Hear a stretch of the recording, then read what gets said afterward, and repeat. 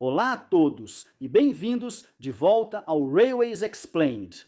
Ao longo dos anos, cobrimos muitos sistemas ferroviários, desde países inteiros até cidades individuais, tanto pela Europa quanto ao redor do mundo.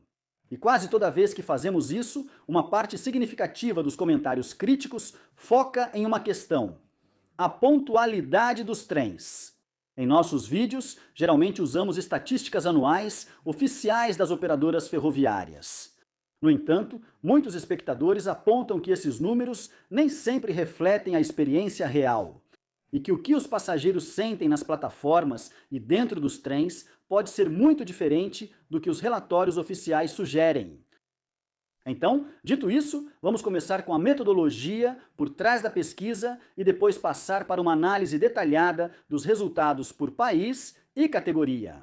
A equipe Truchu coletou continuamente informações em tempo real sobre atrasos diretamente dos operadores ferroviários e de plataformas nacionais de dados abertos, de forma desagregada, trem por trem. Na prática, isso significa acompanhar o maior número possível de trens individuais. Armazenando os atrasos reais de chegada e construindo estatísticas a partir do que realmente aconteceu na rede, em vez de usar resumos oficiais agregados ou pré-processados, Truchru também aplicou suas próprias definições consistentes de atraso, garantindo a comparabilidade entre os países. Para esse fim, um trem que chega com 4 minutos de atraso é considerado pontual, enquanto um atraso de 5 minutos ou mais é contabilizado como atraso. Esse limite é aplicado de forma uniforme em todos os países e serviços, justamente para evitar distorções causadas por diferentes padrões nacionais de relatório. Trens cancelados são tratados de forma um pouco diferente. Embora sejam excluídos dos cálculos de atraso médio, eles contam como trens não pontuais no percentual de pontualidade. Essa abordagem garante que os cancelamentos sejam refletidos na confiabilidade geral, sem inflar artificialmente os valores de atraso médio. Para a análise de 2025, a equipe Chuchu concentrou-se exclusivamente nos serviços ferroviários de longa distância. Isso inclui trens intermunicipais, de alta velocidade e noturnos, como Intercity Express, TGV, Eurostar, Railjet, Nightjet, Eurocity, European Sleeper e serviços semelhantes. Trens locais e regionais foram intencionalmente excluídos. A disponibilidade e a consistência dos dados para esses serviços ainda variam muito entre os países, o que impede uma comparação justa. No entanto, Truchru planeja expandir a cobertura para serviços regionais em edições futuras deste conjunto de dados. Os atrasos não são explicitamente separados por tipo de trem, ou seja, trens de alta velocidade, convencionais, de longa distância e noturnos são analisados juntos.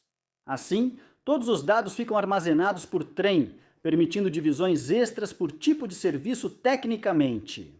Uma limitação importante é abertamente reconhecida em países como Holanda, Bélgica e Suíça. Os trens Intercity frequentemente percorrem distâncias relativamente curtas, enquanto na Alemanha, França e Itália, os serviços Intercity cobrem rotas muito mais longas. Já que viagens mais longas naturalmente apresentam um risco maior de atraso. Isso pode distorcer um pouco as comparações. Mesmo assim, verificações de sensibilidade mostram que remover os serviços Intercity de curta distância não muda fundamentalmente as conclusões gerais, embora afete os números absolutos. Para alguns países, como em qualquer análise ferroviária em toda a Europa, a disponibilidade de dados não é perfeitamente uniforme. Alguns países não relatam totalmente os atrasos de operadores privados ou internacionais. Para resolver isso, Truchru combina várias fontes, quando necessário, permitindo a inclusão de trens como Eurostar, Frexia Rossa na França, Flixtrain na Alemanha e Westbahn na Áustria.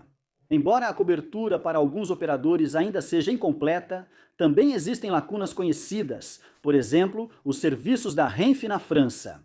Certos serviços TGV para Barcelona e Trens Ítalo na Itália não puderam ser rastreados de forma confiável e, portanto, foram excluídos.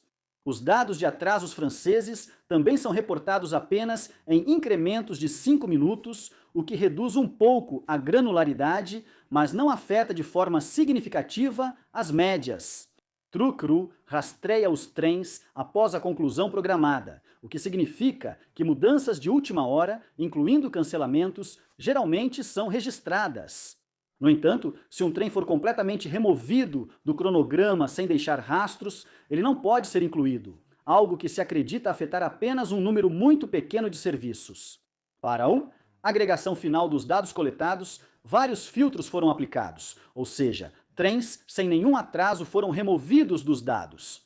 Atrasos acima de 8 horas foram excluídos para evitar possíveis anomalias de rastreamento.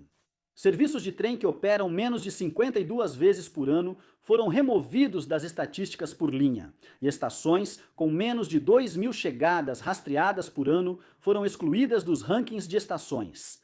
Agora, quando você tem informações, deixe-nos mostrar primeiro alguns resultados gerais. Durante o período analisado, os trens europeus tiveram, coletivamente, um atraso equivalente a 136 anos. Esse número por si só coloca as coisas em perspectiva. Em números brutos, isso representa 71,3 milhões de minutos de atraso em 17,3 milhões de chegadas de trens em trilhos em 7 países europeus. De todas essas chegadas, 80,9% dos trens foram pontuais, ou seja, chegaram dentro do limite de atraso definido. Por outro lado, 19,1% dos trens sofreram atrasos, ou seja, quase 1 em cada 5 serviços não cumpriu o horário. Os atrasos também não são distribuídos de forma uniforme ao longo do dia. Quando analisamos o chamado horário de pico do caos, os atrasos claramente atingem o auge por volta das 17h, bem no meio do horário de pico da noite. Esse é o momento em que a congestão da malha aérea, as conexões apertadas e o grande volume de passageiros se chocam. Curiosamente, enquanto o número absoluto de atrasos atinge o pico à tarde, a maior probabilidade de embarcar em um trem atrasado ocorre à noite, quando os serviços noturnos interrompidos frequentemente competem com o tráfego de carga pela capacidade limitada dos trilhos. Os efeitos sazonais também desempenham um papel importante. O pior dia do ano foi 1º de julho de 2025, durante uma forte onda de calor. Nesse dia, as temperaturas chegaram a 32,8 graus Celsius.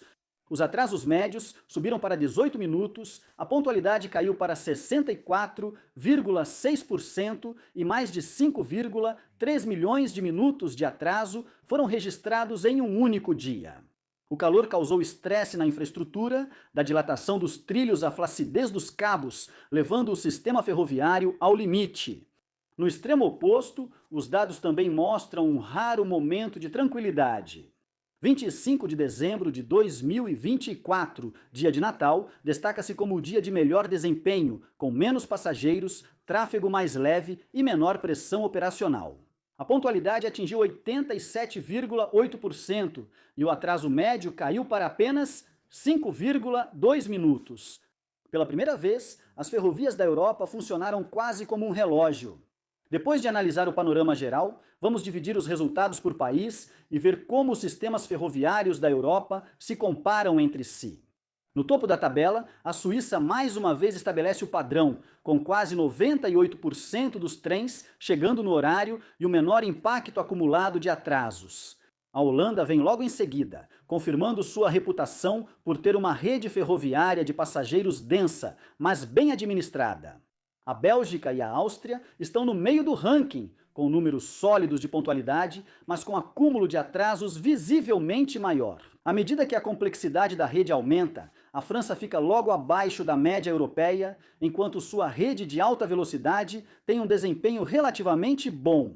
Os atrasos em serviços intermunicipais mais longos e as restrições operacionais em trechos de tráfego misto puxam a pontuação geral para baixo.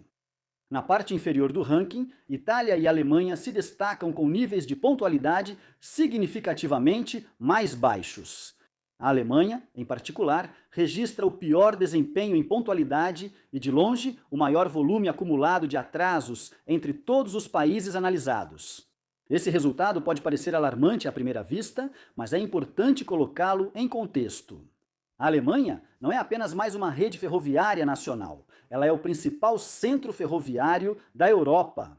Sua rede é projetada principalmente para tráfego misto, onde trens de passageiros de alta velocidade, serviços intermunicipais de longa distância, trens regionais e cargas pesadas compartilham a mesma infraestrutura.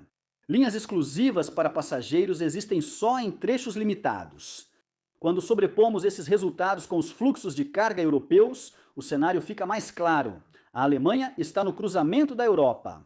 Os corredores de carga mais movimentados da Europa lidam com volumes enormes vindos dos principais portos do Mar do Norte, como Roterdã, Antuérpia e Amsterdã, antes de distribuir esse tráfego pelo continente. Essa utilização extremamente alta cria efeitos em cascata. Uma única interrupção pode se espalhar tanto pelos serviços de passageiros quanto pelos de carga. Em outras palavras, o fraco desempenho de pontualidade da Alemanha não é apenas resultado do baixo investimento nas últimas décadas, mas também consequência da intensidade com que a rede é utilizada. De muitas maneiras, a Alemanha é vítima do próprio sucesso. Um sistema que opera próximo da capacidade máxima todos os dias, onde há muito pouca margem para absorver interrupções. Como já apontamos, os trens noturnos apresentam os menores níveis de pontualidade. E quando analisamos os dados mais de perto, os motivos ficam imediatamente claros. Na verdade, os 10 serviços mais atrasados de todo o conjunto de dados são todos trens-leito. Um resultado impressionante que mostra como as operações ferroviárias noturnas podem ser desafiadoras. No topo dessa lista está o EN 345 de Estocolmo para Berlim, com um atraso médio de mais de 81 minutos. Logo atrás estão o Nightjet 420 de Innsbruck para Amsterdã, com média de 80,8 minutos, e o Nightjet 40.490 de Viena para Amsterdã, com 79,1 minutos de atraso na chegada. Esses não são casos isolados, mas sim representativos de um padrão mais amplo que afeta os serviços noturnos internacionais em toda a Europa. As causas subjacentes são estruturais. Os trens noturnos operam durante a janela de maior movimento de cargas, quando o tráfego pesado de mercadorias domina a rede. Serviços noturnos de passageiros costumam ter prioridade menor. Circulam por distâncias muito longas e cruzam várias fronteiras nacionais, cada uma com suas próprias regras operacionais e restrições. Quando até mesmo uma pequena interrupção ocorre no início da viagem, os atrasos tendem a se acumular ao longo da noite e há pouca oportunidade de recuperar. Tempo perdido. Para colocar isso em perspectiva, até mesmo o trem diurno mais atrasado do conjunto de dados, o EC8 de Zurique para Hamburgo, tem uma média de 59,4 minutos de atraso, o que ainda é significativamente melhor do que os serviços noturnos com pior desempenho. Essa comparação destaca o quanto os trens noturnos estão especialmente expostos a atrasos sistêmicos. Outro dado fascinante da pesquisa é o que Chuchu chamou de loteria das estações, porque descobriu-se que o local onde você pega o trem faz muita diferença. Em uma ponta do espectro, temos o aeroporto de Genebra, na Suíça, que aparece como a estação com melhor desempenho no conjunto de dados. Com uma impressionante 97,96% e um atraso médio de 0 minutos, ela representa a precisão ferroviária suíça em seu melhor. Para os passageiros, essa estação oferece exatamente o que todos esperam: conexões confiáveis e mínima incerteza. Por outro lado, porém, está Bahnhof, na Alemanha, identificada como a estação com pior desempenho na análise. Aqui, a pontualidade cai drasticamente, para apenas 26,82%, o que significa que quase 3 em cada 4 trens chegam atrasados. O atraso médio na estação Bonn-Hauptbahnhof chega a 18,9 minutos, transformando o planejamento de horários em uma verdadeira aposta para os passageiros. No site Truxo, você pode explorar um mapa interativo das estações usando uma escala de cores do verde ao vermelho, onde todas as estações analisadas são visualizadas com base no seu desempenho em relação aos atrasos. Isso permite que os passageiros identifiquem rapidamente pontos confiáveis, detectem possíveis gargalos e tomem decisões mais inteligentes ao planejar suas viagens. Também é possível aprofundar-se nos dados em nível de país e analisar a confiabilidade dos trens com muito mais detalhes. Tomando a Suíça como exemplo, ao classificar os trens pelo maior atraso médio, revela-se que o pior desempenho é do Eurocity 7, que vai de Hamburgo Altona até Basel SB. Esse serviço apresenta um atraso médio de cerca de 40 minutos, uma taxa de cancelamento de 53,5% e uma taxa de pontualidade de apenas 21,7%. Os trens noturnos de Amsterdã a Zurique têm os próximos piores desempenhos. Reforçando um padrão claro, os serviços internacionais longos e noturnos tendem a acumular atrasos ao cruzar fronteiras e por utilizarem trilhos de baixa prioridade durante a noite. No extremo oposto do espectro, ao classificar os serviços suíços pelo menor atraso médio, temos um cenário completamente diferente. Vários serviços intermunicipais domésticos apresentam atraso médio zero, taxas de cancelamento extremamente baixas e pontualidade próxima de 100%, destacando como serviços nacionais confiáveis e bem gerenciados podem ser sob condições operacionais estáveis. Aplicando a mesma abordagem à Itália, podemos ver que nos principais corredores de alta velocidade o desempenho é muito forte. Serviços como o Frecciarossa 8240 de Roma, Termini para o aeroporto de Fiumicino atingem 95,6% de pontualidade, enquanto rotas como Florença para Roma e Roma para Nápoles permanecem consistentemente acima de 93%. Mas, em serviços longos de ponta a ponta, a confiabilidade cai significativamente. Trens como Milano-Leste e Milano-Taranto, apresentam atrasos médios de cerca de 35 minutos e pontualidade abaixo de 21%, enquanto até mesmo serviços internacionais, como Veneza-Chiasso, ficam abaixo de 30% de pontualidade.